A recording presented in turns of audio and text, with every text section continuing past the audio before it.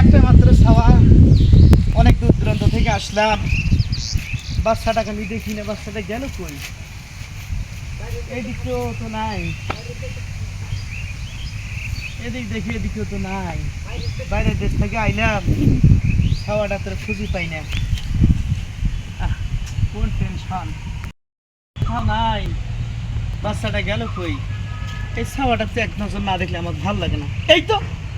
এই তো ছেলে শুয়ে আছে, এটা গোলাম আজম না?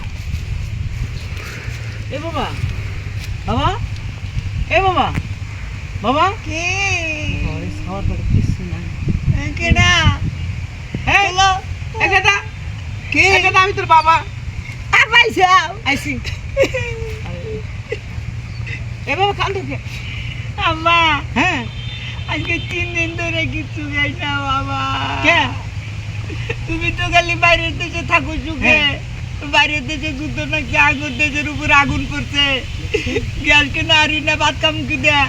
গ্যাসের যে দাম, খালি বড় লোকরা দাম বাড়ায়, চালারা চুকে থাকে, খালি গরিব মানুষের পাতা কাটা যায়। সরকারের কাছে একটা আবেদন করি, কি আবেদন বাবা? সরকার যদি আমার কথাটা শুনে জনগণের কাছে কই একটু জানা দিয়ে।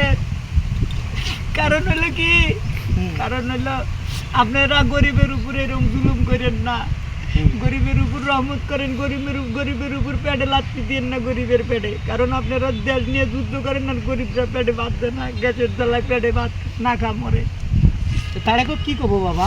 তো এটাই কেন গ্যাসের দামটা যেন একটু কমা দেয়। সম্মানিত দর্শক শ্রোতা, যে যেখান থেকে আমাদের এই ভিডিওটা দেখলেন, আমাদের বাংলাদেশ গরিব দেশ, এই গরিব দেশের জন্য অবশ্যই আমাদের গ্যাসের দাম কমাইতে হবে। এই গ্যাসের দাম যেন বাংলাদেশ সরকার তারেক রহমান কমাইতে পারে, আমরা সকলেই এই দেশবাসীর পক্ষ থেকে মাননীয় প্রধানমন্ত্রীর কাছে এটা আমাদের চাওয়া।